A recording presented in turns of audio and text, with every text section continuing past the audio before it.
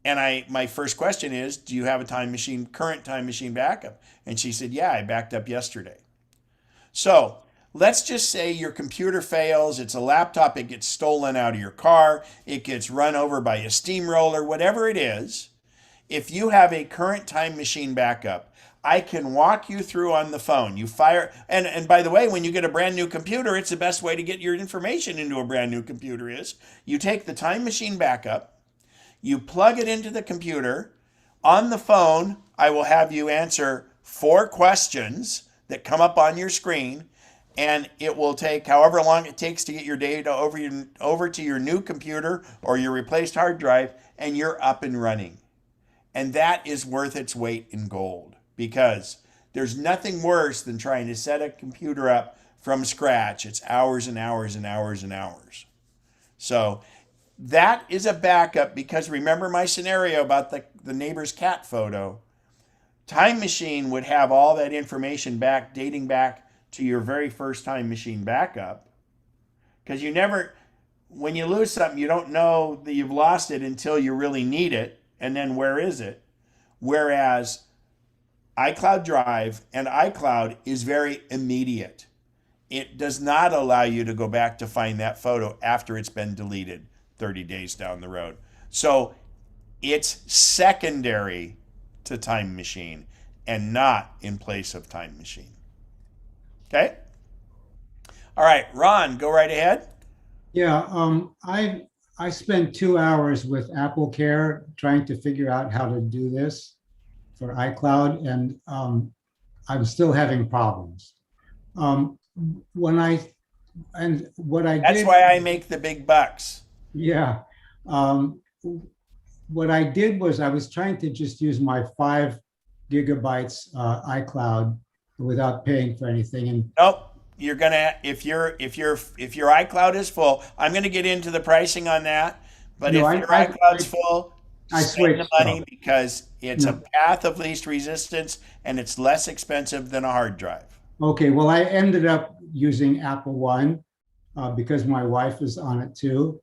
And I'm going to discuss that. I've got pricing and everything coming up. Okay, but here's my problem. I created a folder on my MacBook Pro, which I can then have a lot of places where I can put information that I don't leave them just in the inbox, but I put them in the folder. When I'm using, are you talking about you're putting them in folders in Mail, or just in folders? On my MacBook. No, I know, but in the Mail program? Yes. Okay, well that's fine. That's a mailbox. Okay, but then they're not on iCloud. I don't know why. Who's your email provider? Pardon me? Who's your email provider? Apple. Okay, then they would show up in Mail on iCloud. If that's where you're putting them, they'll show up everywhere. They don't go into iCloud Drive. Mail is a separate entity. Well, it's just called iCloud. Yeah, but it doesn't go there unless I copy it and paste it into iCloud. And then I have to wait. Are you taking a Mail and dropping it into your iCloud, or are you managing this inside of Apple Mail? I've been doing it on my MacBook in Apple Mail.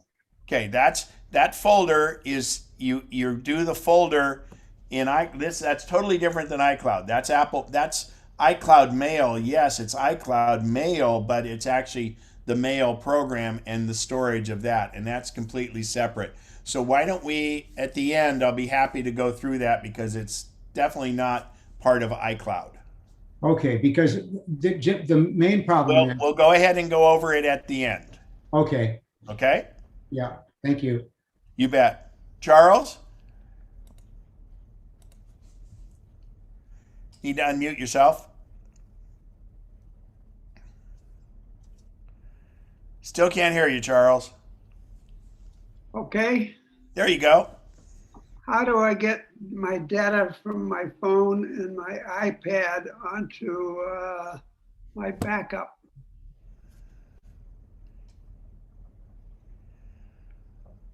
Your what kind of data? Well, I have I have a hard drive on my iMac that automatically downloads every hour. Right. Uh, Your iOS device, and I'll show you when we go into settings, but your iOS device every night should be backing up to iCloud. okay. And at that point, we no longer have to back them up to our computer. That used to be the thing. You don't really have to anymore.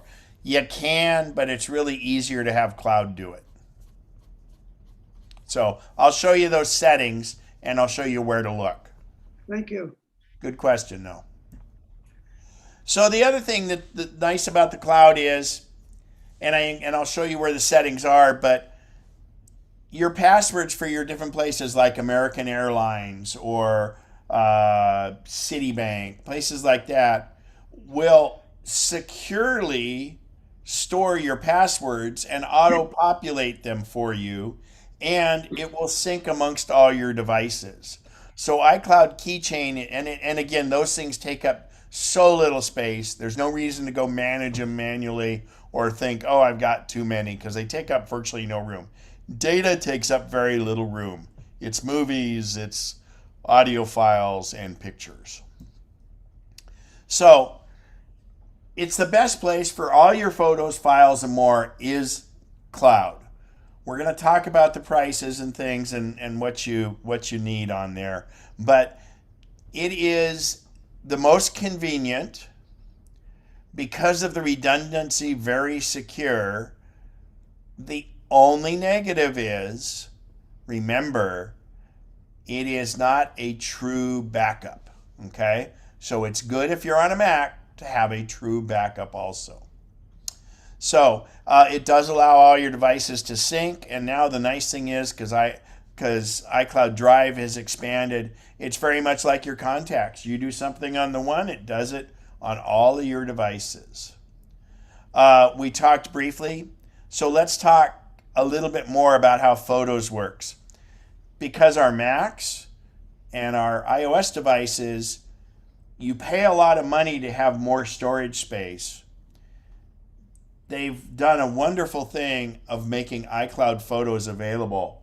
And with iCloud Photos, if you choose to optimize your storage, that means that whether it be your Mac or your iOS device, and you have to do this on each device, they will take the full-size version of every photo that you have, whether on a Mac it was taken and uploaded to your Mac from a regular DSLR camera, or it was taken on your iPhone or even your iPad, it sends the full-size version of the photo up to the cloud. But on your device, you have the option, if you choose to optimize storage, if you run low in storage space on your Mac, on your iPad, on your iPhone, it will dynamically adjust and say, well, I haven't used this photo in a while. I want it, but I'm going to keep just a thumbnail version of the photo, and that way the full-size photo is up on the cloud. And if it's an old photo and you need space on your device, it will make it into a thumbnail. A thumbnail takes up virtually no space at all.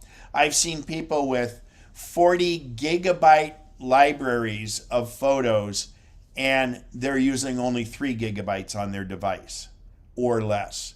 So that thumbnail means the photo is essentially there, but if it's had to reduce it to a thumbnail, and again, it does that dynamically only if your iOS and your Mac need space, it will create a thumbnail. So what that means is, if you're connected to the internet, which most of them are all the time, if you tap on the photo, it'll just take a half second for the full-size version of the photo come down where you can edit and things like that. The only downside is, if you're on an airplane, you don't have internet connectivity, and it has deprecated the photo down to a thumbnail. Now, it doesn't always do that. It only does that if it needs the space. You are going to only deal with the thumbnail version of the photo. Now, remember, any photo that's your favorites, it will prioritize that to keep the full size there. And any photo you've recently worked with, it will prioritize that also. Okay, so that's important. So that saves you storage space on your iOS device, but it gives you your photos and videos up on your iCloud, which can take up space, but it's pretty cheap. So again, any type of file, I can put photos, videos, I can put PDFs, I can put anything I want, even a Microsoft document, up on the iCloud Drive because it's just a repository of your stuff. Okay? Safe and secure, again, automatic backups. Now this is, I've told you in one breath it's not a backup, but remember I always did the caveat, it's how your iOS device gets backed up. So, and I'm going to show you these settings in a little bit, but it creates an automatic backup of your iOS device because many people have iOS devices that don't have Macs, and many people don't have Time Machine and don't want to back it up to their Mac because it takes up a lot of room. You know, you could have a 512 gigabyte iPhone, and if it's fairly full, it's going to take up 512 gigabytes. One thing I should mention, let's say you have a big photos library on your phone. Let's say we've talked about somebody who have a 40 gigabyte, let's say you have a 40 gigabyte photos library. It'll only take up about 3 gigabytes on your phone. When you back your phone up, it already knows your photos are up on iCloud Photos. So when it backs up your phone, it's not even having to put your photos in this backup because they're already stored on the cloud. So it's only backing up the rest of the stuff. Here's the pricing, and it's very reasonable for what you get. It's per month. I call it the drug pusher approach. They give you 5 gigabytes for free, which in the beginning is enough for most people. But as you get more backups, more Apple devices, more photos, it incrementally goes up in price. So you start out at 5 gigabytes for free. For 99 cents a month, and believe me, there's nobody that hates monthly charges more than me, but I have to look at what I'm getting for that, and there's value in it. So for 10 times the storage for 99 cents a month. Then as you get, again, this is why I call it the drug pusher approach. As you store more and more stuff up on the cloud, you go up, you graduate to 200 gigabytes for $2.99 a month. So for 4 times the storage, you're paying 3 times the price. Then there's the 2 terabyte plan for $9.99 a month. And this compares with Google and the other storage places out there. So it's really quite reasonable. And you can also share your iCloud storage space. It's a little too complex to go into today. But that being said, there's a new choice in town. It's called Apple One. So we've long been aware that Apple has Apple Music. Within the last 2 years, they've come out with Apple TV Plus. We don't mean the box behind your TV. It's app, which is so poorly named, all of these things. Apple TV Plus, which is their normally $4.99 a month subscription service, which if you've bought any Apple products within the last year, you're getting that for free. If you're a gamer, there's Apple Arcade. And each of these, oh, by the way, Apple Music is $9.99 a month for an individual or $14.99 a month for a family.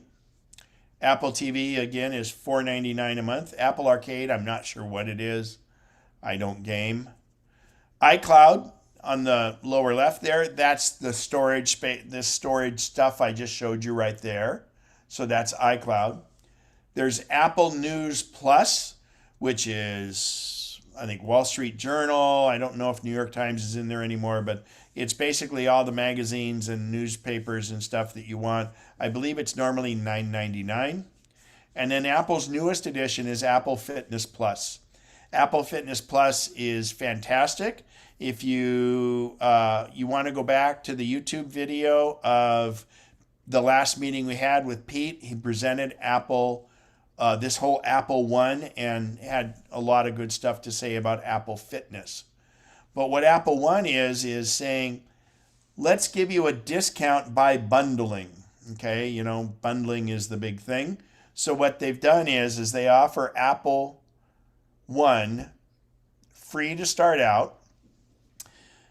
But if you look at the lower here, so let's look at the dynamics of that. Apple Music, $9.99 a month for an individual. Apple TV Plus, once you stop getting it free, will be $4.99 a month. Arcade, whatever it is, and 50 gigabytes. So that would be the 99-cent a month plan for iCloud. Okay, all for $14.95 a month. You can save $6. You're saving $6 a month is what that is. So the next one is the family plan. And the family plan is a total of 6 people. So you have one main account, and you can do family sharing, or you can share that account with other people, and there's no requirement that they be in your household. So this can be as free as you want. Some people have asked the question, well, can they pay their bill separately? No. There's going to be one primary account holder, and then it's up to that person to try extort money out from the individuals that are on that plan with them. So that comes with the same things, except you get the 200 gigabytes of Apple storage space, which is normally $299. So in their calculations here, and by the way, again, you're talking, the big thing here is you've added yourself plus 5 additional people to this. So that makes it much more economical. Then the Premier for $29.95, and you can share it with the same total of 6 people, you and 5 others. And it adds 2 terabytes, which is normally $9.99 a month for the iCloud storage. It adds News Plus, which, if I'm not mistaken, is $9.99 a month. And it adds Fitness Plus, which I think is $14.95 a month, if I'm not mistaken. So Premier becomes a pretty good value. And if you can share it with someone as an individual, I would calculate it out. Music is $9.99 if I'm paying $9.99. So I'm already into it $18 between my iCloud storage and that. So for another $10 a month, I can get the news and the fitness. So Charles, go ahead and ask your question.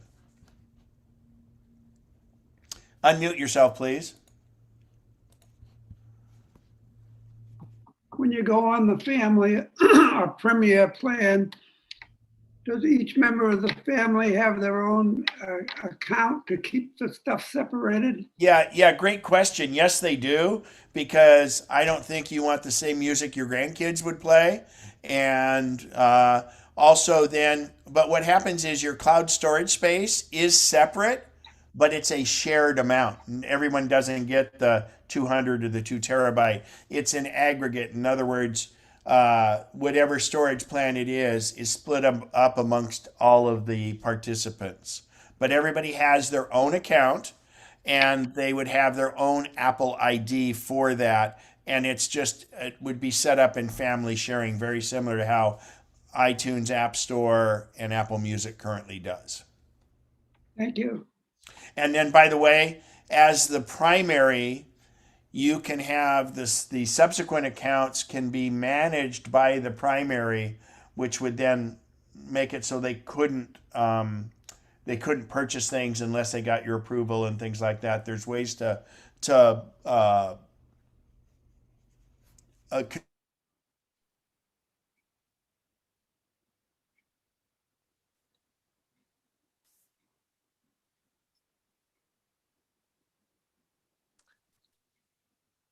think you froze, Ken. unmute. Can everybody hear me? Yes, we can. Yes. Yeah, I'm having to connect from my iPad because lovely Big Sur has just crashed. So my computer's rebooting. And So I will be back Highway with 1 that broke in again, a huh? second. In the meantime, let's go ahead and ask questions. And Al, if you can see if there's any there, let me know. Yeah, I've posted in the chat links all the details of the Apple One subscription bundle services, and there's a breakdown of everything that Ken was talking about, and it's pretty thorough. I'm looking at it myself. I'm already have a couple of terabyte storage, and I have Apple Music subscription, and when my Apple TV Plus runs out from my Apple purchases, I'm probably gonna make the jump myself. We've also got some other if you look back through the chat, there was a question about optimizing photos and storage, so I posted a link or two about that. Let me see here. And there's a link in there about upgrading your iCloud storage plan. A couple of links about that. There's a link how to access files. And you guys can access this. You just go to the chat window and the links are live. They're but live. Don't feel like you have to do it right away, because what'll happen is that will all be available at the end. You can save the chat, but also it'll get emailed out too. So yeah. A question, those of us that are already buying for some storage, I have the 99 cents a month plan.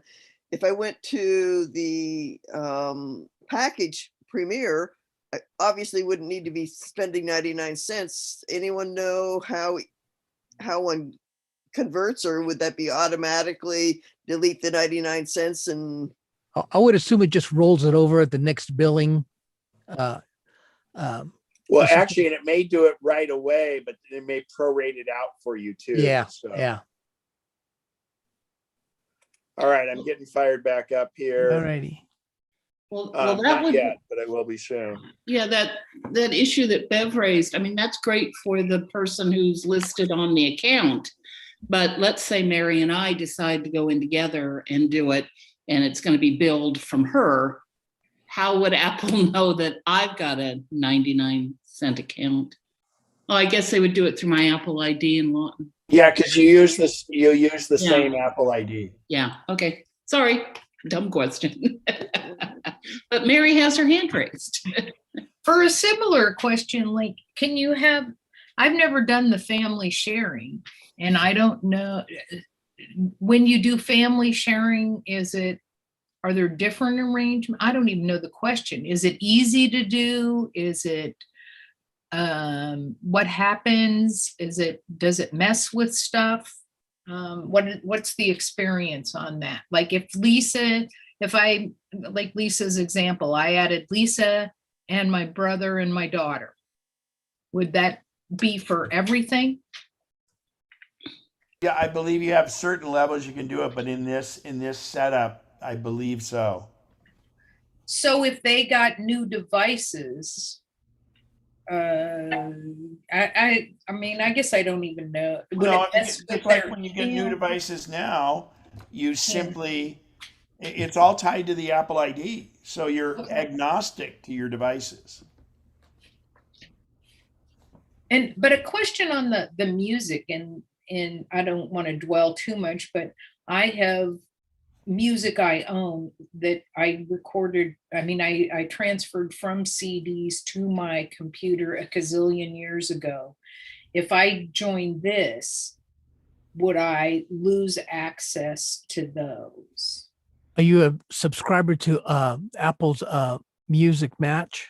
No, that's what I mean. I only have for music, I only have my own CDs that I put on here.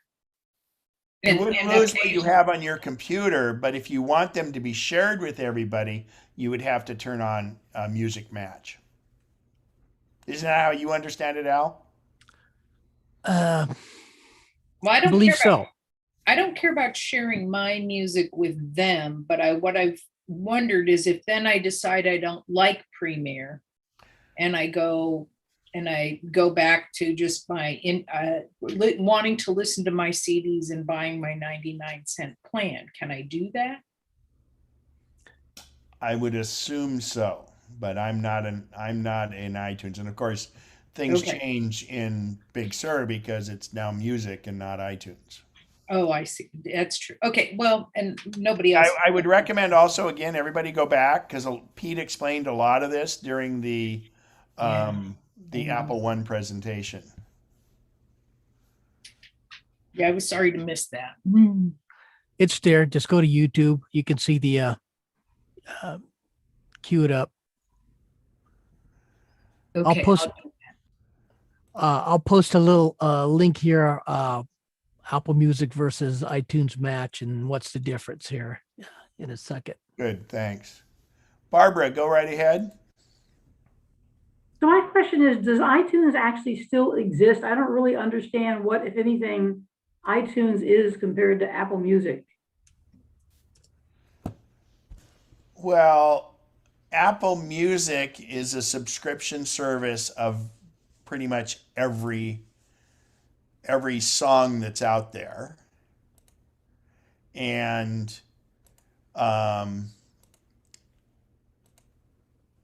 iTunes could do the same thing, and but it could store stuff.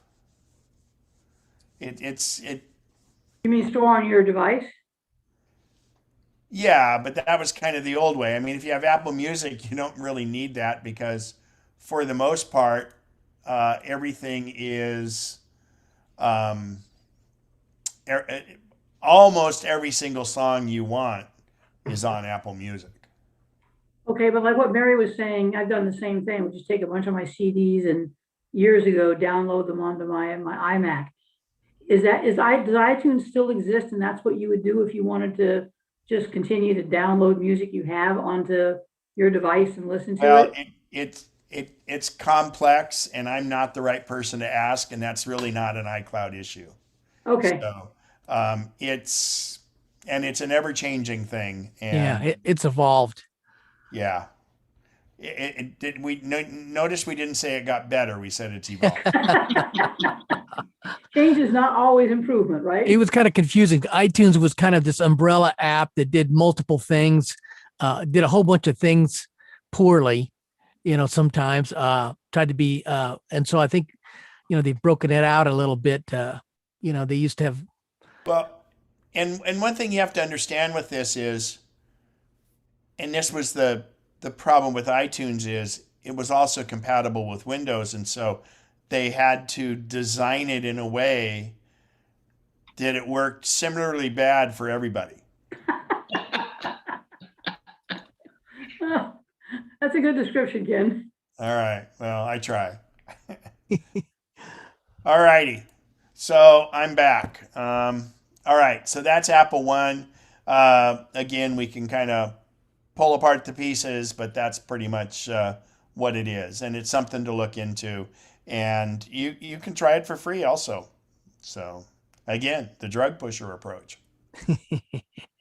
All right, moving on along. So like with anything, but even more importantly, with iCloud, settings are important. And we're going to talk about the core 4 features in iCloud that are important, that are our apps: calendars, contacts, reminders, and notes, and then also iCloud backup and some settings and things. So I'm doing this with slides because it's so much easier than doing it live. And I'm going to do iOS first, and then we're going to do Mac. And again, please speak up if there's any questions along the way. I apologize in this reboot. My camera isn't working right now, but that you don't have to look at my ugly mug anyway. So iCloud settings. So this is an iOS, and starting from the left, in fact, you know what? I meant to, let me,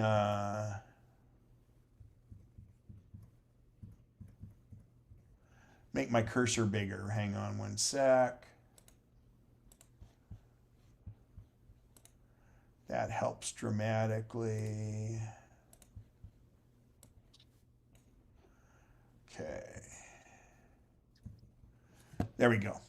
All right. So starting here in settings, you'll have your picture and the first spot there, and they've integrated it in. You tap that. You then get this screen. It's under your Apple ID. It shows you all your devices. It does show your family sharing and things, share your location, iTunes and App Store, because you can actually have a different ID for iTunes and App Store than you do for iCloud. I don't recommend having it separate that way, but many people have had it that way and it's fine. You can manage your payment and shipping here, and you can do your passwords and security, and then your own names, phone numbers, and email. But what we're doing here is by clicking on this, we're going to iCloud. Now, once you get into iCloud, you will get, it's a pretty long list. So you have these two screens, and this is all going almost all the way down. I have highlighted in blue the things that are important. The only reason mail should be checked is if you're using mac.com, me.com, or iCloud.com as your mail address. If your Apple ID happens to be johndoe@gmail.com, you would not use iCloud Mail because you do not use that for your mail. Your iCloud account can be an email address that's not mac.com, me.com, or iCloud.com. The only time you need mail checked here to show up in mail is if it's a mac.com, me.com, or iCloud.com, okay? The second setting down here, everything else should be green, including stocks. This particular person didn't have stocks on.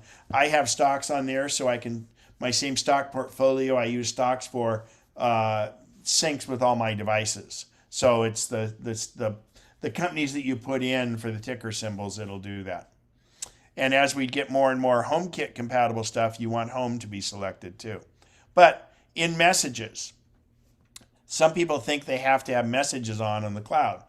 The difference with messages on the cloud, and it's off by default, you'll still get all your messages syncing between your devices and things like that. But what this does is, because many of us will get lots of videos and lots of photos, and your messages starts taking up a lot of room on your device. Well, just like photos, you can go ahead and turn messages on in the cloud, and your messages all sync, but also then it uploads your photos and your videos so it doesn't take up room on your device. That's your own choice on that. I choose not to, but it's there and it's available. Then all the rest of the things you want to have checked. More particularly, we talked about iCloud Keychain. That's very, very important. You want it to be on. And then the last one that I forgot to circle, I apologize, is iCloud Backup. And what iCloud Backup is that's what backs up your iOS device, because in this case, we're on an iPhone. The other one is if you want to access your other files, folders, things like that, you have iCloud Drive on. The rest of these are app specific. In other words, you can have information from the apps stored on the cloud so that if you fire up an iPad, an iPhone, all of your data will be the same. So again, going back to the start here, you click on your name, iCloud, you get these more than these windows here, but you, and by the way, there's the managed storage screen. You can go in there and see what's taking up all the room. Mary, go right ahead. Yes, so when you click iCloud Backup on your, because this is on your phone or your iPad, and it goes to your computer, then does it go also to your time? No, it doesn't go to your computer. Well, it goes to the cloud and then it's available on your time. Is it backed up to through Time Machine? Only goes to the cloud. So it doesn't get backed up through Time Machine. No, it doesn't. So okay, that's all. I'll have to think about that. If you want it that way, you back it up to your computer using a cable, but Apple is Okay. is lessening that more over time. And think about how big phones are getting. That starts to be huge. Well, But there's not remember, a it's lot- got to get it on your computer first, and then your computer sends it to the time machine. So the problem is, if you have a 256 gigabyte phone, think about that for a second.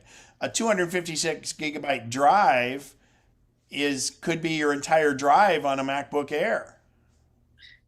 But a lot of the stuff, if you've clicked it to go to the cloud, it's already being backed up on the cloud, and It's already therefore, being backed up on the cloud, but it would be everything that's on your phone would be backing up if you do backup on your device, on your Mac.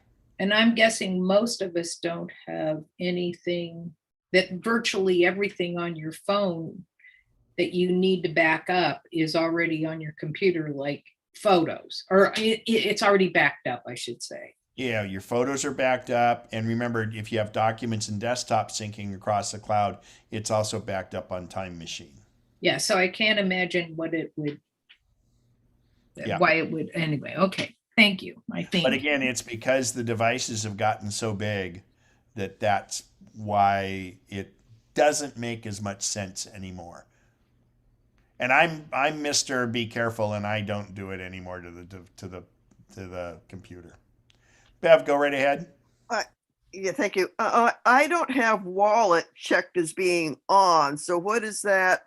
Well, for instance, I never use my iPad and Wallet can store. Wallet is your credit cards, your Apple Pay. It can be your boarding passes for the airport. It can be your Eventbrite tickets. It can be pretty much anything. But what that means is, for instance, if you had an iPhone and an iPad, it just means that anything that sits in Wallet also sits on the iPad. Okay.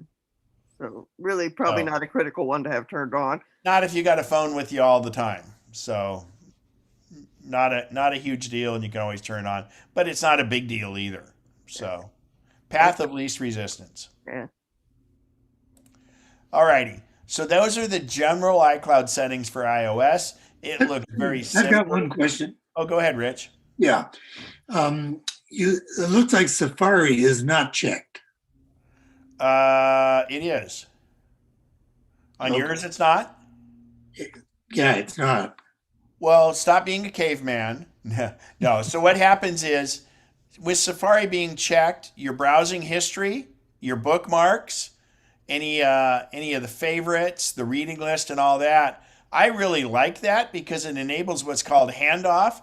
So if I'm reading something on a website on my phone and I sit down to my computer, it'll actually show up on the dock and say, "Oh, click on that," and it comes there. There's no reason not to have Safari Sync because, first of all, it's a super small amount of data. It's simply bookmarks and any recently viewed. So there's no reason not to have it on. Great. Thank you. You bet. So moving on. So now we talk about contacts. And contacts is the ultimate thing you want to have sync. Keith, go right ahead. Since this COVID vaccination has been happening, I have a little card that says I've been vaccinated. Is there any way to get that information into my iPhone and have it stored in iCloud under Health or something, so that I can show my iPhone instead of pulling out a little cardboard card to show people? Yes, but it's as official as the card is, which we all know is pretty innocuous. So you could store it in photos, but the problem is your photos is chronological. So what I recommend is you take a picture of both sides with your camera and put it in notes. Oh, okay. Interesting. Yeah. Or something else you could do is just create an album, in your photos and call it like VIP or something like that. And then you can put that in there. So it makes it much more easy to access, as opposed to thousands of pictures having to go through. Yeah, If but you have that's it in why an notes album. is even the easiest, because you would name the note vaccine, and then it's right there always, and it syncs amongst all your devices. So I recommend Notes for that. And obviously there's nothing other than your birth date. There's nothing on there that's you need to worry about, but you can lock Notes also. But the other thing is you can keep notes in there as you go too. But Notes is a wonderful, wonderful app. So contacts. So on your iOS device, the controls for the apps are in settings, not the same on the Mac. So we go into our settings, we go to contacts, then under default account. Now, you may or may not have a heading that says default account. If you don't have default account, it means you don't have any other internet accounts that you have activated contacts with. So you won't have default account, and it should mean that it automatically goes to iCloud. So in this case, this shows default account because there were 3 choices. One would be a Gmail address, for instance. One is on my phone, which you don't want, because then the phone is an island. You always want to use your iCloud account as your syncing default account. And what default account means is when I create a new contact, I want it to be created in my iCloud account. So again, settings, contacts, default account if it's there, and select iCloud. Bev, you had a question? You're muted. Bev, you're muted. Bev, did you have a question? You were Yeah, muted. well, finding contacts. So I think I just found it. So It's in your contacts. settings. It's about 6 items down. Yeah, I had to go back one page. Yeah, It's in main settings screen. yeah, got it. Thanks. You bet. Roy? Yeah, okay, I'm looking at mine and I do not have the default account. And what did I say? That's what I'm asking you to repeat, or is it something I can add? You don't want to add it. That means it's Okay. iCloud. So if we go back one screen here to iCloud, if you have iCloud, you want to make sure contacts is on in your main iCloud settings. Contacts, calendars, reminders, and notes have to be on. If they're on, that means they're using iCloud, and you would then not have a default account unless you have put in other choices that you've given contacts to. But in that case, you make sure that it is iCloud. We aren't going to worry about other accounts. Okay, what do you mean other sources? Gmail.com, etc. If you don't have them, you don't need to know. I don't, but Vicky does use that, so I should make sure she has that capability. iCloud, and so the important thing is it has to be consistent across your devices. Yeah. I think we set Vicky's up. There might have been some different things. And if it's working, okay, if it ain't broken, don't fix it. That's the most I got a medal with everything. Well, then that's how I make all my money. Don, go ahead. Thanks. Yeah, I want it to sync with the contacts in my Gmail, so I have it set to Gmail. Why do you want to do that? What? Why do you want to do that? Because I was having trouble getting it. Well, because we have shared Gmail accounts with family.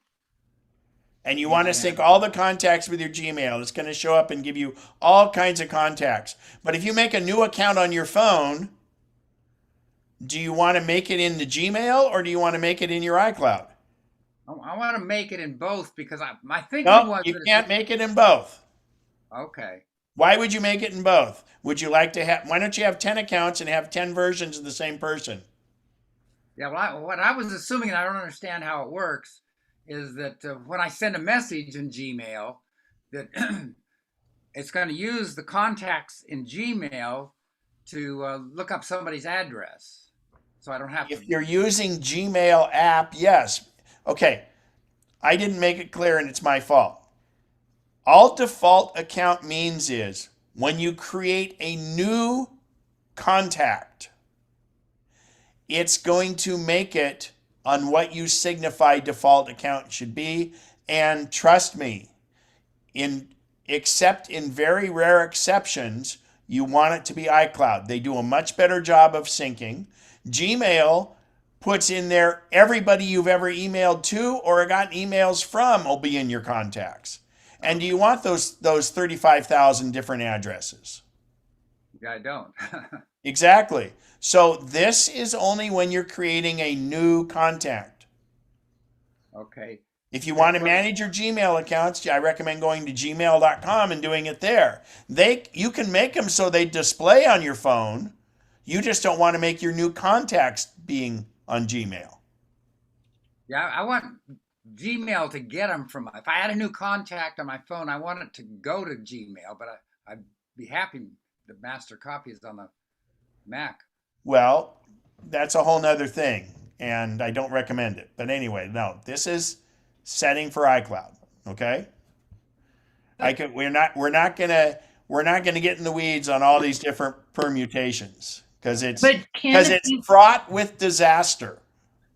Ken, if he changes it now to iCloud from Gmail, he could have disaster, right? No, not at all.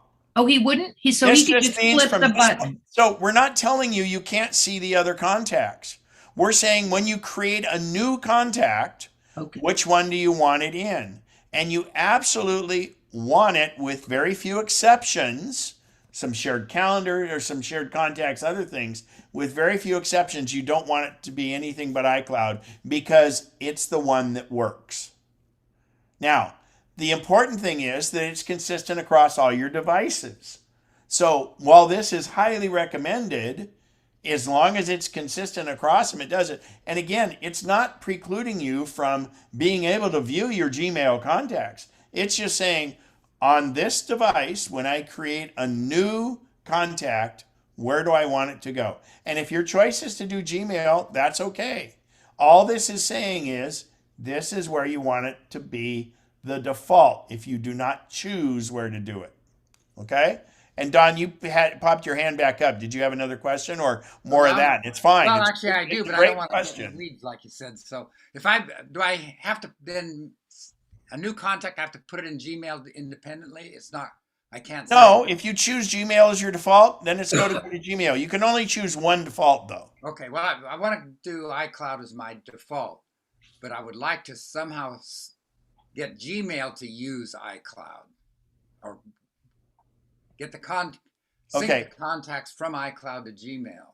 That you can export them to it, and there's other ways to do it, but that's not for today. Okay. Debbie, go right ahead. I did hear that you said when you're creating a new contact to put it in iCloud. Question. No. When you create the new contact, you don't have a choice. It goes by what you set in settings. Thank you. And that's why I'm saying here is, this is only, again, like I have 4 Gmail accounts, and 2 of them I use the contacts for different things, but I never make that my default. I use iCloud for my default because it gets convoluted. But all this is doing, this setting is only saying, when I create a new contact, which account do I want it to go in? It doesn't keep you from looking at your other accounts or doing anything else. It's saying, when I do a new account, where do I want it? And I recommend iCloud. If you choose Gmail, then the big thing is you have to do it on all your devices and use the same Gmail account on all your devices. Because I always get the call, hey, Ken, I created a new contact and it doesn't show up on my iPad, but it's on my Mac and my iPhone. Well, the problem is that it wasn't in the right default. Okay? Right. So this is only saying, when I make a new contact, what account do I want it to default to put it in. Right. Thank you. And that's what I understand. The question is, for the prior contacts that I happen to put in Gmail, am I able to update it and put them in iCloud?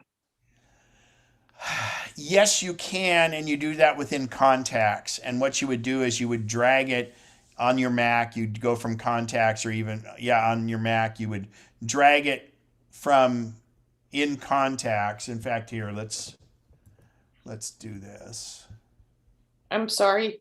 No, this is just because it's, so if I go into contacts, I have to say view, show groups, and then you'll notice I have iCloud and I have on my Mac. See, I don't have any Gmails here, but if I did, so what I would do is you would take it, let's say it was, well, here's on my Mac. Do I have it? Okay, so here's me, or Apple Inc.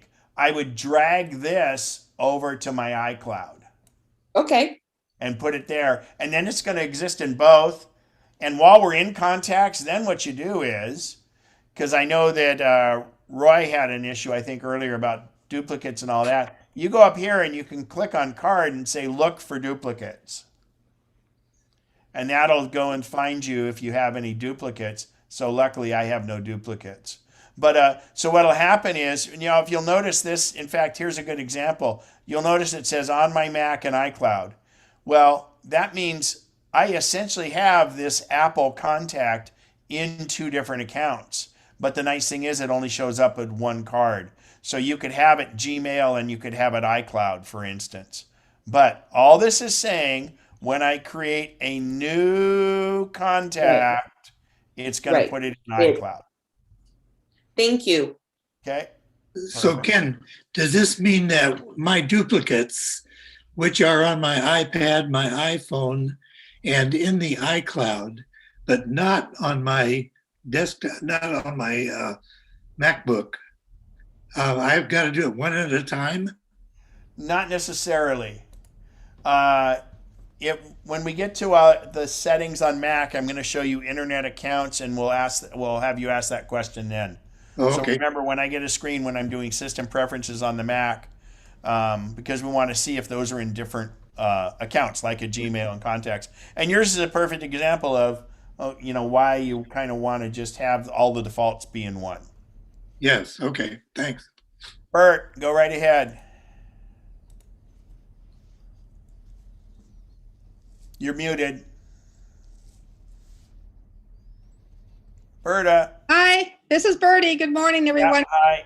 I have a question, Ken. Soon we'll be able to travel out of the country again, and we'll be on airplanes. You don't have Wi-Fi usually available on airplanes. And if you're traveling, I rarely use internet unless I'm in a hotel and in my room.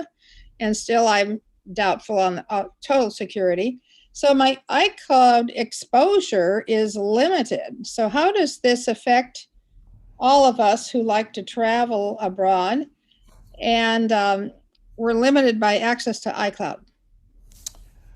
Well, good question. So first off, you're no more vulnerable overseas than you are here at home. Yeah, I know. In fact, maybe even less. Now, connecting to Wi-Fi at the hotel is inherently, I'm not saying it's insecure, but it's inherently less secure than using cellular. And, all right, who's your cellular carrier? Oh. Sprint. Sprint. Sprint? Yep. Have they had you, since you're Sprint, you might want to check into it because you may want to change it over to T-Mobile. They're going to change your card anyway to T-Mobile, but you might check how Sprint is doing international. But why would you hamstring yourself? So here you are, and I decide to go visit Belarus.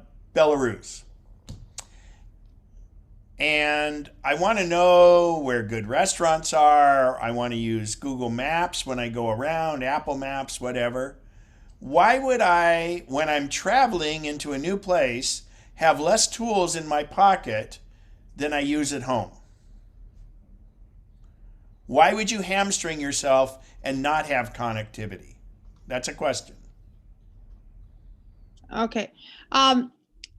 It is. I'm on my son's family plan. He's in San Diego, so I don't fiddle with any of the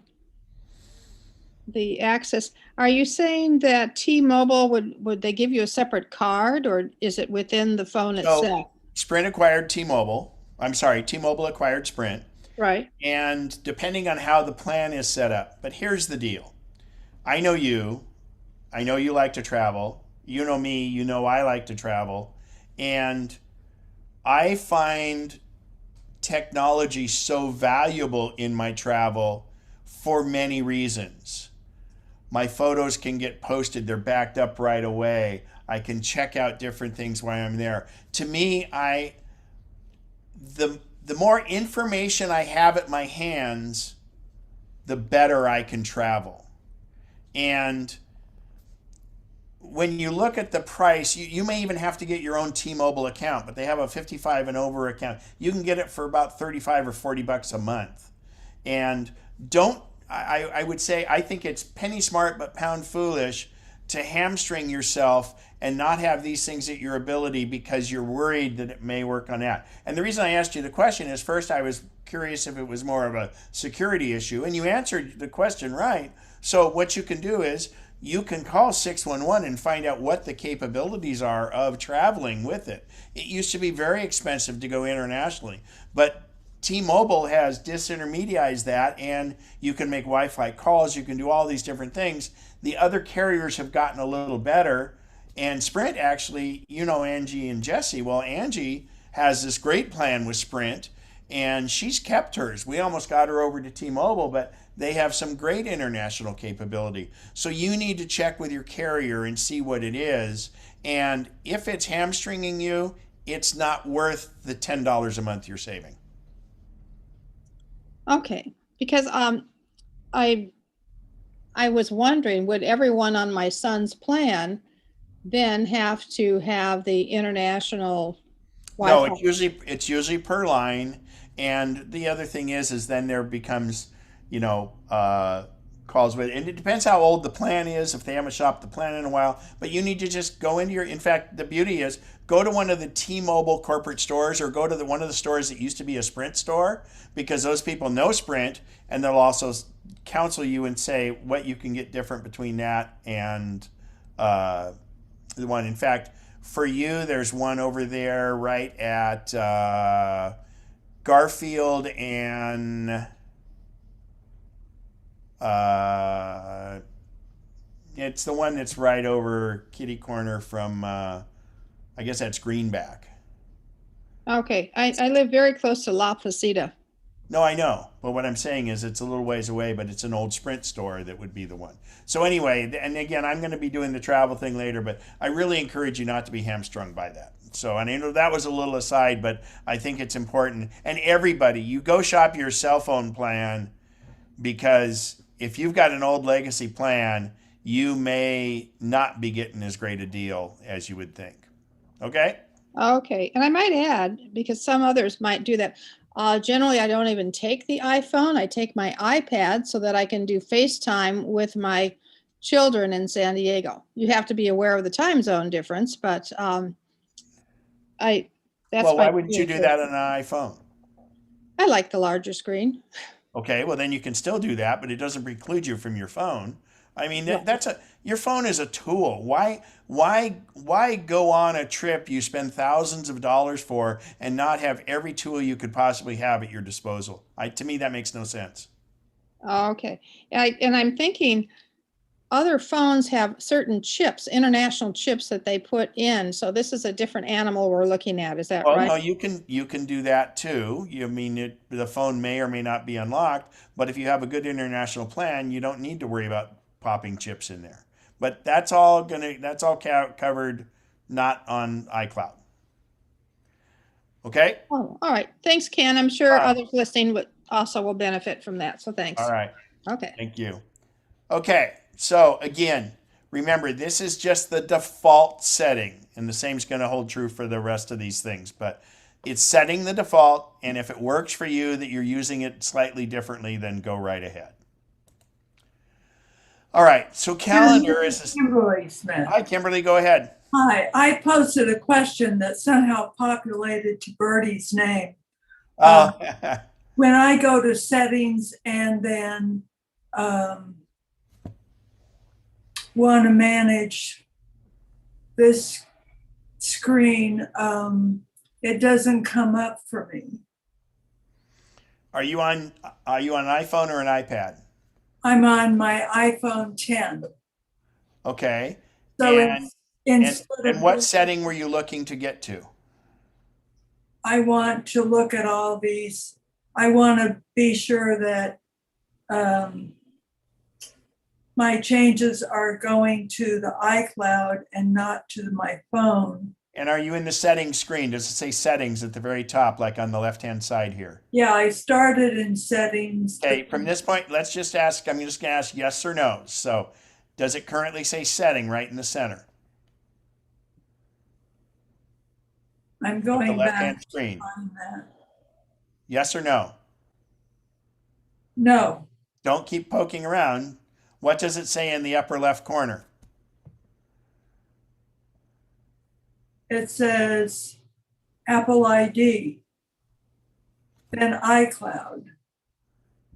So you're on, so right here, like this third screen where it says Apple ID and iCloud. Okay, you have to tap the blue Apple ID.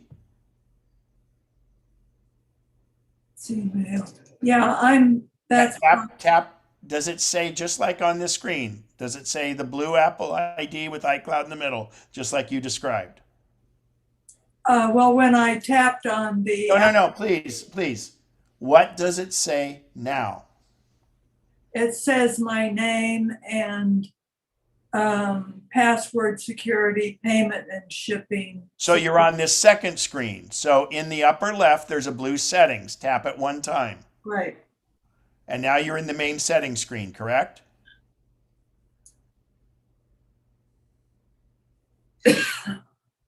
Hello? I'm here. I'm trying to find which one of these it matches. No. You only do in exactly what I say. Well, you asked me a question that I can't answer. I don't know what the main settings screen is. I'm not a tech. Did you click on the blue? Tell me what I did exactly what you told me to do. Okay, so it should say settings in the upper, in large letters in the corner. Does. Right below that is your name, correct? Yes. That is the main settings screen. Okay, thank you. So if you scroll down, yeah, you will get to where we are now, where it says calendar. And it'll say settings right in the center.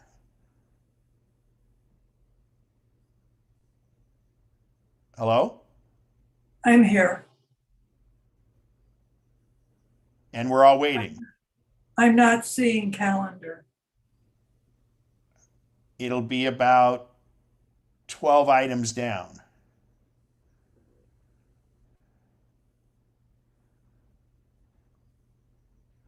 Does it say settings in the center of the screen at the top? Yes. Then you're in the right one. You just have to scroll till you find it. Scroll up or scroll down. It'll be right after contacts, between contacts and notes. And it is calendar. Yeah. Like I said, it's about 15 items down or so. Yeah, I found it. Okay, great. So it'll be like this. Now, just like we did with contacts, calendar is the same. So if you tap calendar on the left, then you come down here. Let's forget these alert times for a second, but there may be default calendar listed. If there is no default calendar listed, it means that you're on iCloud Calendar. Otherwise, over here on the right, the far right hand, you would select, in this case, the guy's thing was called Smorgasbord. So that is the default calendar. While we're in it, there's one other thing here called default alert times. Some people These are when you're doing a brand new appointment, you would be able to do that. And again, default calendar, you could have 12 different calendars on there. We're just saying when you make a new appointment, which calendar do you want to use? And I encourage you to use one of your iCloud calendars. This will be the default. And again, the big thing here is, it should be the same on the iPhone, it should be the same on the iPad, and I'll show you in a few minutes how to do it on the Mac. Absolutely imperative that the default is the same. But your device will still display many other calendars. Okay, so that's the calendar, contacts and calendar setting. And then for reminders, which is below notes on this from the left, contacts, calendars, reminders. And by the way to get back to this screen, if we're in this calendar screen, you'll notice the blue in the upper left corner. So I'm in main settings, and once I tap calendar, see it says calendar at the very top. How I would get back to main setting is hitting the blue. It's kind of like a hyperlink, think of like the thing. But if I hit default calendar, I'm over on this one. To get back, I have to press the blue calendar, then I press the blue settings, and now I'm back to this main screen. So the upper left is just getting you back to the previous screen, but it's one notch at a time. You can't go all the way back. So hopefully that helps Kimberly too, because that's what we were missing there. So it's always that blue with the little arrow gets you back to the previous screen. And you'll notice when I'm back to settings, we're back to the main thing. So there's no other screen to go back to there. So default calendar, etc. So next one is we're going to go to reminders. Now in reminders, you may or may not have a default list. But again, if you click reminders, it would be down here in iCloud. And you would want it to be one of these. Usually it's just the plain reminders one. And the reason for this is when you make a reminder, you want it to, when you make a new reminder, which by the way, I use Siri to do all of my contacts, calendar, reminders, notes, all of that. So when I create a new event or something and use Siri, it will make it in the default that you set. So that's one big reason to make sure your defaults are correct. So again, choose iCloud whenever possible. Or actually, it should be, except for extenuating circumstances. And to be honest, calendar and contacts are the only ones you should ever have something different. Notes and reminders should always be based on that. Now, we're going to look at it on the Mac. So we've been in iOS, and we're using settings. Now on the Mac, we go to System Preferences. Easiest way to get to your system preferences is click on the Apple logo and come down and click on System Preferences. A little bit of homework here. If we look up at the very top, there's this grid of 12 little rectangles. If you click on that, it gets you to, or you may have an older OS that says Show All. That'll get you to the main grid. This is the one on Big Sur, so it may look a little different to you. But in fact, it will be your grid of different things. To get to iCloud on the Mac, in the newer OSs, we click Apple ID. If you're in an older OS, down here on the left, you'll have an iCloud icon. So that's how you get to iCloud.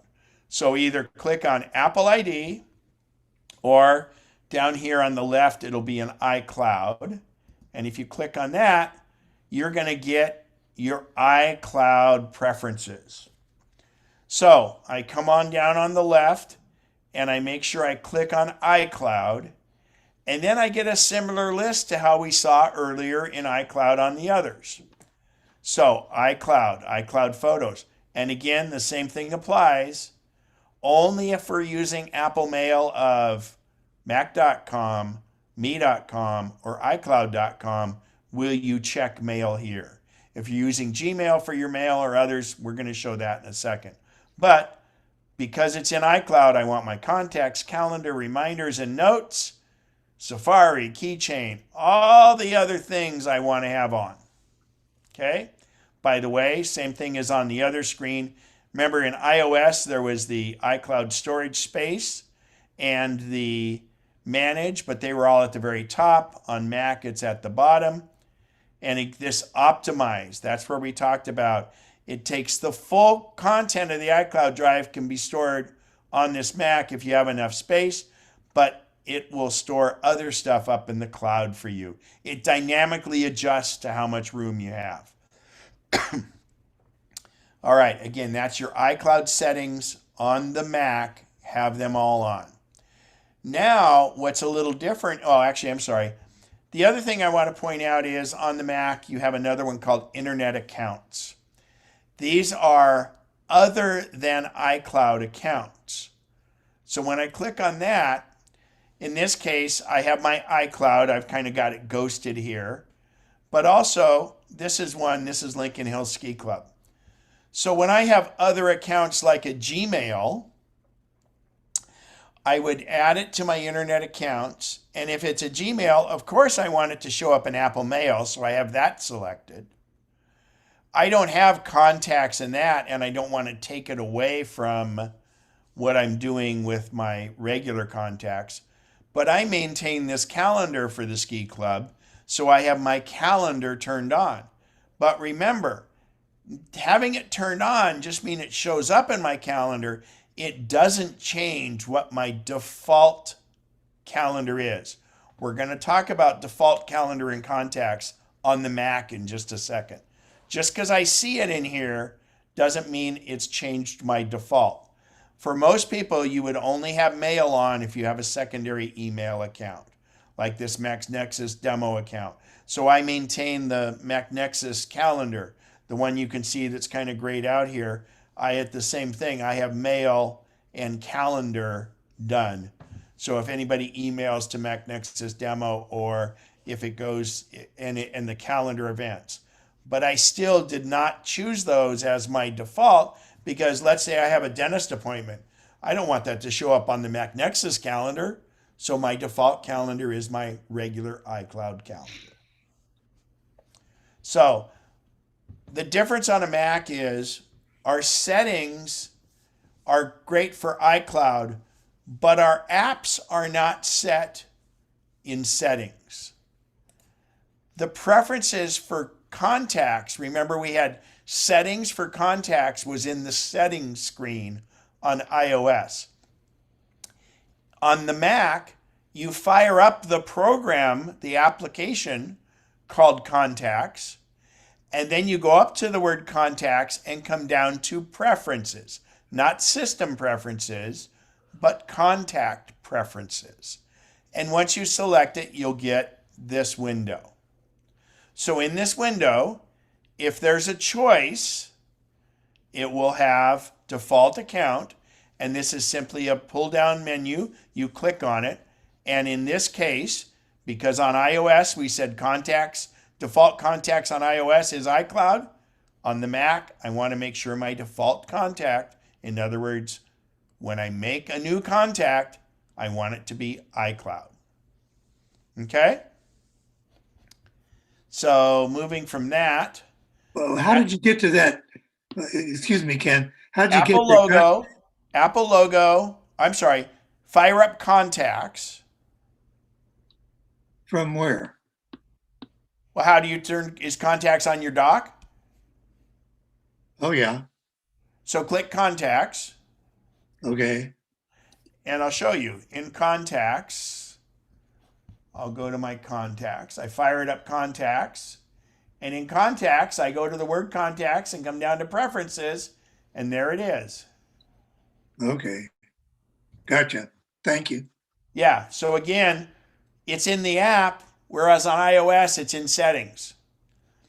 So this is the general setting for that. By the way, since we're in there in contacts and we have time for this, you can do your sort order. So many people in contacts, some people like the first name before the last name or after the last name. In other words, display first name first or last name first. And then when you sort, do you want to sort by last name or first name? This isn't how I do my sort. I do my sort by first name. It's just easier. But that's another setting while you're in there. So, but the main thing we're pointing out here is I want my default to be iCloud. Now, calendar, same thing. You fire up calendar, you go up to the word calendar and come down to preferences. And under there, in general, you look, and if there's a default calendar listed, you would choose an iCloud calendar, and some of us have multiple iCloud calendars. For the longest time, I've always used my work calendar in my iCloud as my default. That's where the majority of my stuff is stored. And you have some other things here. You know, I hate it when you get these people's calendars that start on like Monday and end on Sunday. It's just weird when you look at them for our weeks. You know, in the US, we're used to Sunday. Days per week. Oh, that's interesting. Who wants 12 days in a week, right? Anyway, that's it. And again, default calendar. We're only saying when I create a new event, I want it to go into that calendar. It's actually in the program is where you see other calendars show up. So then notes is another one. In notes, you absolutely want to make sure your notes, it isn't even an option in some other email, some other internet providers, but you want it to be iCloud. And then the last one is, I didn't do reminders. So, boom. Now, if they're all in sync, you're going to be on cloud 9. And hopefully you will be. So, go ahead. I'm going to go back a few screens and get to where we're here. So let's go ahead. Barbara, you got a question? Feel free to raise your hand. If somebody can monitor chat for questions for me, that would be great. Go right ahead, Barbara. Yeah, my question was going back to the iPhone, say, for example, or iOS device. When I went to reminders, I found default list, but I couldn't find a default setting to set it to Yeah, that means you may be in iCloud already, and you're just telling it which of the iCloud ones you want it to be. Okay, but sometimes it's shopping list, sometimes it's reminders, sometimes it's list. But just the big thing isn't what you choose. The big thing is it's the same across all your devices. Okay, so in other words, that's under iCloud. In other words, I already have it set to default to iCloud, and then this is a secondary default, as it were. Correct. Okay, thanks. Good question. Anybody else? My brain is exploding. Yeah. Well, thank goodness it's recorded.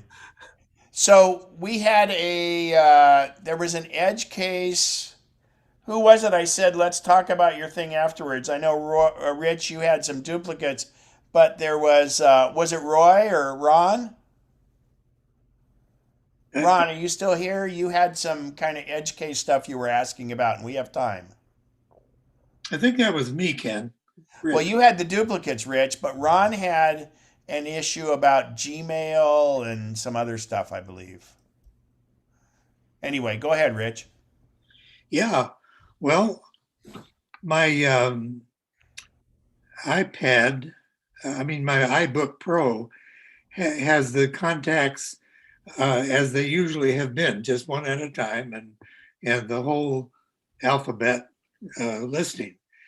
On my phone and my iPad and on the iCloud, they're all in duplicate. Clear down the whole alphabet. So do me a favor. So what we have it's duplicated on your iPhone? That's right. All right, on your iPhone, go to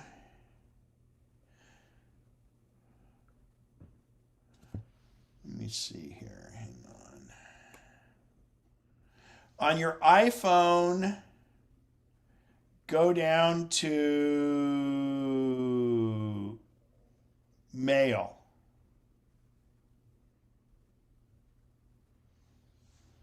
Okay. In settings, I'm sorry, not the mail application. Oh, okay. Yeah, my fault. Settings. Yeah. Actually, I'm going to share my iPad here, so hang on one sec. And I'll do it on my iPad. It's going to be the same for you. Let's see.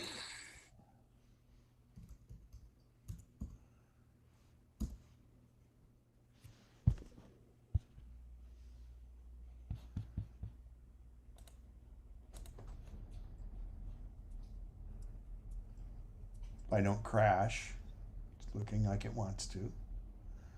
Come on.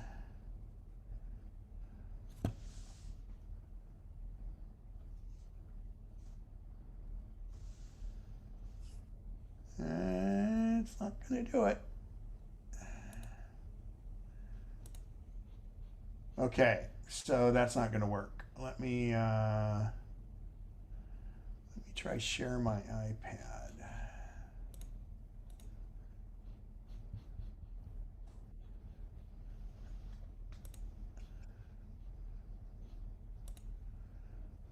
We'll try it this way.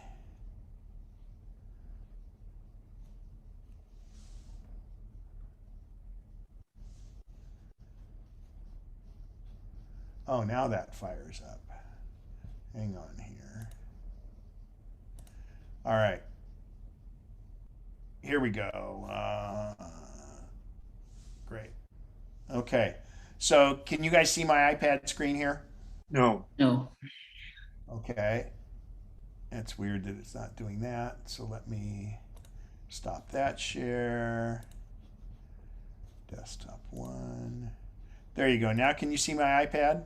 Yes. Yes. Okay, great. So if I go into settings in my iPad and I go all the way down to Mail, M-A-I-L, you'll notice the first one when I tap iCloud, well, we've already done that. But first in iCloud, I want to make sure that contacts, calendars, reminders, and notes are on. Okay, that's absolutely a minimum. Then I tap Apple ID and go back, and then tap accounts and go back. And let's go down to, for instance, the MacNexus. Oh, I don't do MacNexus on this one. Let's see which one this is. There it is. So on MacNexus, you'll notice these settings here. So Roy, when you go to another account, do you have what? You have iCloud? And do you have an iCloud email account? I have, yeah, iCloud email. It's Vicky that Oh, I'm uses sorry, it was Gmail. Rich. It was Rich with the duplicates, right? Yeah, that's right. Yeah, sorry. So do you have other mail? So do you use Apple Mail? Like, do you have an iCloud, iCloud.com, me.com, or Mac.com address or not? No, I don't. Okay. So then go down here in this account screen. Yeah. And pick, do you have 1, 2, 3 Gmail accounts? Just one. Tap it. Okay. It's And not. what does it say? What is checked on those? Well, there's 4 account. There's an iCloud, a Gmail, and a Comcast. Okay. And underneath them, like my screen here, it lists which ones are on. Look on my screen. See where it says underneath? Yeah. Like here, K-Links is mail, contacts, calendars, and notes. What does yours say under your Gmail? Mail, contacts, calendar, and notes. Got it. And what under the Comcast? Mail. All right. And under iCloud? iCloud Drive, contacts, and 11 more. Okay. So tap the iCloud. Okay. And then tap iCloud again. Okay. And our contacts, calendars, reminders, and notes all checked? Yes. All 4 are checked. Yes. Tap Apple ID in the upper left. Tap accounts in the upper left. And then go to your Gmail. Okay. And under your Gmail, what is selected green? All of them. Mail, contacts, calendars, and notes. Got it. Now, go to your Mac Okay. and go to System Preferences. All right.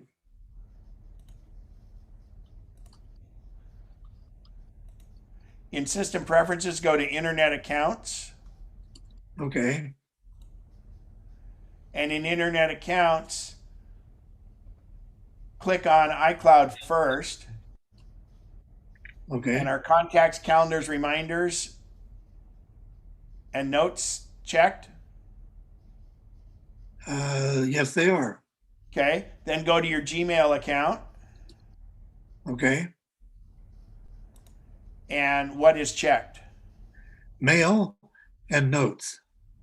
So that's why you're not getting duplicates on the Mac, is because Okay. Gmail was not selected. And is it so that's the deal, is you could turn that off on your settings on your iOS device. If we go back to this screen, you guys are seeing my iPad, right? Right. Yes. So if you turn contacts off on your iOS device, you will only see your iCloud contacts and not the duplicates. And when we went through all the default settings, was yours always set to iCloud? Yes. And if it's set to iCloud, you can turn off contacts here. And if you're worried about it, you can go to gmail.com and go check and make sure that there's any contacts that aren't there. Another thing you could do is, for instance, on your iOS device right now, on your iOS device, go to the Contacts app, okay, and click Groups in the upper left. Yeah. And what you can do is you could turn off iCloud, and then you can look through, well, no, because it's still going to be all your duplicates. So all you do is, if you want those duplicates not displayed, you just need to turn off in settings, turn off on the Gmail, deselect contacts. Okay. And then you won't have the duplicates. All righty. Thank you, sir. Yeah, I know it's a little convoluted. So anybody else? Questions? Now is the time. Nobody? Wow. Everybody's asleep, or I lost them. Let's look. Al, was there anything in chat I need to address? I'm not seeing anything, but I just want to, I still got a little bit more than 15 minutes. I just want to remind everyone to save their chat links. Yes, definitely. And then Al will get those out. They'll be in the email. But you can, when you go to quit, you go to chat, and at the bottom you select save the dots and hit save chat. Bev, go right ahead. Yeah, I am looking. It's kind of regarding Mac or iOS? iOS. Okay. I am looking at my phone and my iPad, and the messages, the green, screen with the the conversation bubble in it. That's called messages. Right. Okay. On my phone, I don't have any number showing that there's still a message to be seen, but on my iPad, there's a 5, like there's 5 messages. So if I click on it, how do I get that, the indicating that there's messages to be seen on the iPad? Are there messages? Okay, so the little badge is not showing up on which device? Oh, the badge, the number symbol that shows how many messages are still around. Which device is not displaying that? The iPhone shows that I don't have any messages to read. Okay, and when you go to messages, does it show those unread messages? Because the badge just means unread. Okay, and that's what I'm trying to figure out. how to Go get to that. messages on the one that doesn't display it and see if those are there. They're just not, because we can make the badge disappear is what the problem was. Yeah, but I'm not sure I'm not Okay. following your direction. I'm On not. your iPad, you have the badge, correct? Yes. Okay. Go to your iPad and look. Don't read one of them, but look to see if you have 5 messages there that have the blue dot on them. Okay, when I have. Yes, you have the blue dot on 5 messages. I'm not seeing blue dots anywhere, but I'm on messages with the names of people on the left. Well, I but have a your person badge, queued your up. badge says 5, right? Yeah. Okay, so that means you have 5 unread messages. So at some point, maybe farther down, you have a blue dot. Well, I need to get off on my right-hand column. I have a person, but No, you need to just, are you on the iPad or iPhone? I'm on the iPad right now. So is your iPad horizontal? Vertical. Why? iPad should always be horizontal. I always hold it the other way. Well, always doesn't make it right. Turn your iPad horizontal. Okay, it's now in landscape. And now you have 2 columns, right? Correct. Scroll down the left-hand column and you're going to find some blue dots. Okay. So does it mean they're not synced? No, that means they're unread, but you're not, you're just please. Okay. We have to. Okay, I found a blue dot. Okay. Now go to your iPhone. Alrighty. And iPhone are designed to be portrait. So Okay. scroll down to that same person and see if they have a blue dot on the iPhone. Okay. The only way I can troubleshoot is to go through this methodically. Okay, yeah.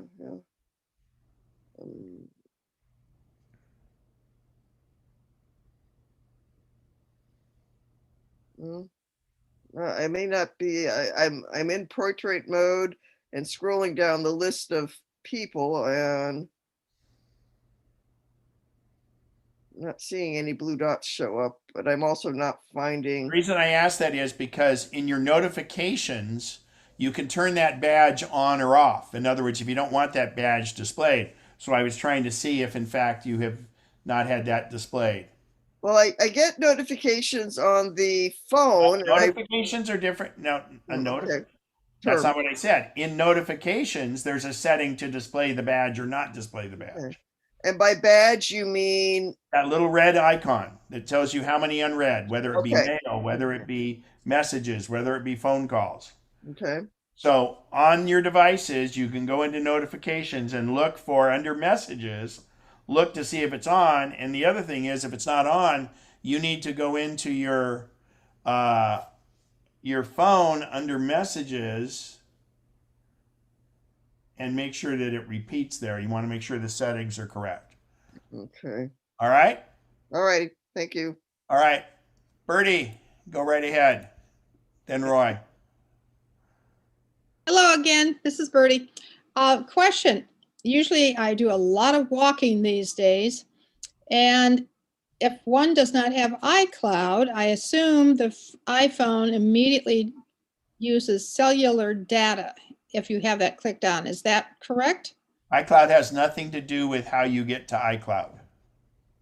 Okay, but you cannot access iCloud if you are outside, right? Absolutely. So here's the deal, and this is a good question. So our computers are usually have to be connected to Wi-Fi or by a hard cable to be on the internet. iPads usually are the same way. There are some iPads that also have a cellular connection. Our iPhones are usually, if there's coverage, usually constantly connected to cellular, and if we're near somebody, it can be Wi-Fi. To get to iCloud is the same thing as trying to go to a website like Rotary.com or Rotary.org, for instance, in your case. So you have to have an internet connection. Whether it's cellular or Wi-Fi doesn't really matter. But what in fact happens, and you know, I didn't even get into this, and I'm going to show this because it's important. you have to have a connection. But if I go to iCloud Backup and I'm on my iPad and I go to iCloud and I go down here to iCloud Backup. Now, my iCloud was backed up this morning at 2:25 a.m. Well, I didn't wake up at 2:25 a.m. and turn this on. What happens with your iOS device? It will, if you have it iCloud Backup turned on, and you must have it turned on, you have to have it turned on. You'd be a fool not to. What happens is your iOS device will back up to the cloud. Everything that's in yours, anything new, it does it all the time, but it has to meet some criteria. First of all, it has to be plugged into power, because Apple says, well, we don't want to be backing up to iCloud and use all your battery up, and you're getting ready to leave the house and all of a sudden you don't have any battery. So it makes sure it's connected to power. And when it says locked, what it means is it's asleep. In other words, your screen is dark. You're not doing other stuff, which is normally what it would do if you plug it in. And it has to be on Wi-Fi. And the reason it wants to be on Wi-Fi is because it would not want to do a huge big backup and use up all your cellular data. So those three things have to happen. It has to be plugged into power, the screen, quote, locked, which means dark, and on Wi-Fi. Now, let's say you're traveling and you're plugged into power. It's on the nightstand at the hotel you're at, but you've connected to the hotel Wi-Fi. Therefore, it will back up while you're traveling because it's connected to Wi-Fi.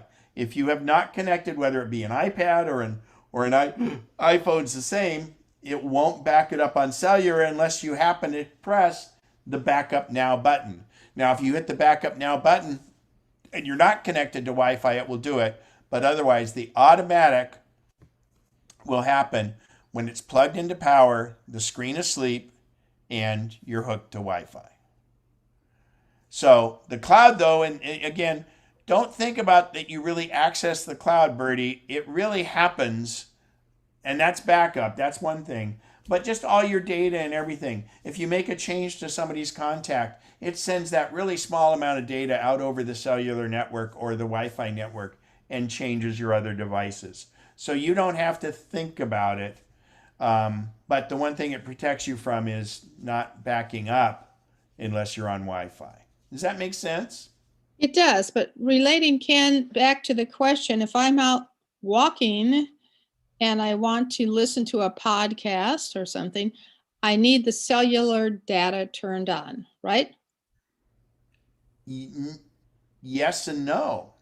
So if you're listening to a live podcast, no, but you can download podcasts and store them on your device, as I do, and you can even set it so podcasts will only update, because I subscribe to many podcasts. And I tell it to only do it when I'm on Wi-Fi, and it brings in any new podcast for me. So those are stored on your phone, so therefore you're not using any data at all, except to download it and use the default setting is to only bring it in when you're on Wi-Fi. But let's say you're listening to iHeartRadio or NPR or something. If you're listening to a stream, then it is using your cellular data because it's not stored on your device. Does that make sense? Right, because I am away from the access to iCloud because I'm not on Wi-Fi. It's nothing to do with iCloud. Oh, okay. Your podcasts aren't stored on iCloud, and Apple Music is streaming. So the cloud is really a storage spot. But if you had, let's say you had a file stored there, a movie you wanted to watch that you had kept, not a regular movie, I mean just like a home movie, that you had on iCloud, if you went to watch it, yeah, you'd have to have cellular connectivity. But don't throw too much into the cloud, because the cloud is not your internet. The cloud is a storage receptacle. Right. So if one is working on pages and creating like an ISO rotary letter to someone in another country, that usually Pages just automatically saves it on iCloud. Right. But if I'm visiting my sister's home who does not have Wi-Fi through the air, but just by cable, I have to access my Pages link with, I think, a personal hotspot from my phone to link to my. But, or if she had Wi-Fi. Right. But the thing is that on your device, if you had fired up Pages on your device, it would, like for instance, your laptop is going to pretty much store it, except when it gets too full and it pushes it to the cloud and leaves just a thumbnail. There are some times when you may have to download a document, but the most of the time, it'll try store that on your device locally, so you're not having to download it from the cloud every time. But if it's a device if it's a document you haven't accessed in a while, it may have to come down from the cloud. That would be the sense of, for instance, being on a plane. So, for example, Ken, if I want to listen to Clark Howard while I'm going for a walk, and I'm just asking this also on behalf of other members listening, is there, when you click on podcast, is there a symbol that shows you download? So good point. So podcasts, when you subscribe to a podcast, for instance, a setting I do on podcasts is I tell, and Clark Howard is the best podcast you guys will ever listen to.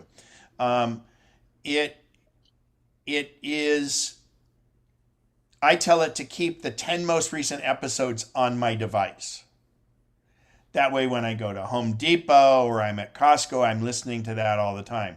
Now, that means that it downloaded it on Wi-Fi, it stored it on my device, and podcasts take up very little room because they're just audio. And I can play it back at any time I want, including being on a plane. But if I want to just go listen to a podcast that I haven't downloaded, I need to have internet connectivity for it to stream it to my phone. And streaming just means that it's coming down live, and it does kind of buffer it, and it eventually will load it to your phone, but you still need connectivity unless you have told it ahead of time to download to your phone. Right. Well, is there a button or something that one looks for? Yeah, when you tap, so if it's one you've subscribed to, it'll automatically do it, but otherwise, when you see the podcast, there's the play button, and then on the right-hand side, there's like a download button. You tap it, and there'll be a little cloud icon, and you tap it again, and that tells it to download it to your device. Without the iCloud? Nothing to do with iCloud. Okay. Thank you. Podcasts are not stored in the iCloud. They're completely different. But the way to look at it is those podcasts sit up on the cloud, and you can either live stream them, in other words, listen to them while they're playing it to your device, or when you have a connection, Wi-Fi, you would download it to your device and play it later when you're not connected. Thanks, Ken. You're welcome. I know it's confusing. Roy, go ahead. Yeah, when you were talking to the woman about messages, and maybe you said it and I missed it, and if so, I apologize, but I will get the message, or I'll get the blue dot saying, you know, I have so many messages unread. I think in her case she had 5. And if she's was only looking at known senders, maybe that's why she can't find them. She has to go to unknown senders, and we'll still find those. That could be. That's a good point, because I don't do I don't filter unknown senders on mine. So if you have filter unknown senders on, it would be in that other category. Yeah, I get too much junk, so Bev, that might be a case for you. Yeah, but that might be her problem. I don't know. Yeah, if it's in unknown senders, does it show up as a red dot still? Not a red dot, a blue dot, and it gives me the number. So if I'm looking at my known thing up on the top left with a blue caret. But does it show up on your dock also? No. Only the dock will only show up once I open messages. No, but the known senders, in other words, unread of the known ones, will show up as a red dot versus the other, right? You know, I don't know. You have to play. I always thought it's blue dot. But that's a great point, and no, that's perfect to bring that up. And Bev gave a thumbs up, so that might be the case, and you can Yeah. check that. You know, it's funny Got it because through trial and effort. they constantly are putting new things in all the time, and you know, let's take a step back for a second and see what the heck these darn things can do. It is, you know, we take for granted the enormity of what's going on, and when you realize that the chip in that iPhone is essentially the same chip they're using in these Macs, and they're more powerful than all but the most expensive, very super high-end Intel chip. And they do it using very little battery and hardly any heat. And that's phenomenal. All right, one last chance for questions. It's noon. I need to get some more water, take a break. Anybody else? Ken, Madeline had a comment issue in the chat, and it's more Zoom. It's if you leave the chat, you sign out, then she came back in, and of course, then all of the chat content goes away. So yeah, because the chat content only starts when you start. So therefore, you'll look for Al's PDF that he'll make of the chat. Same thing happened to me when I had the crash. So yeah, very good point. Working on it now. Ron, go ahead. You're the last question. Yeah, I have to say I'm sorry because some friends showed up, so I really couldn't follow what you did on iCloud, and I don't think it would be fair for me to ask you to go over. Well, so right afterwards, you can go to the YouTube link for MacNexus, and it will be up there right away. You can go through the whole thing. And yeah, you were missing because we had a little time, we don't now, to do a follow up on what your particular situation was. That's fine. I'll figure it out. But thank you so much. No problem. But go ahead, go back over the video will be up as soon as I quit this. Well, you can actually go there now, but YouTube, just do a search under YouTube for MacNexus, or the link is in most of the time Bob Letters. And again, thanks Lisa for helping out. Thanks everybody for attending. Al, as always, you guys, huge round of applause to Al because he's got chat nirvana going there. It's just pretty amazing, and it's very helpful because those links are all live, and you'll be able to get that PDF. And look for the recording because I go through things way too fast. If you're on Facebook, if I get around to it, it'll be posted there within a day or so as well. Perfect. Thanks again, everyone. Have a wonderful rest of your weekend. Stay out of the heat. Have a fun race. Thanks, Ken. Oh, thank you. Stay safe, buddy. All right. Take care, everybody.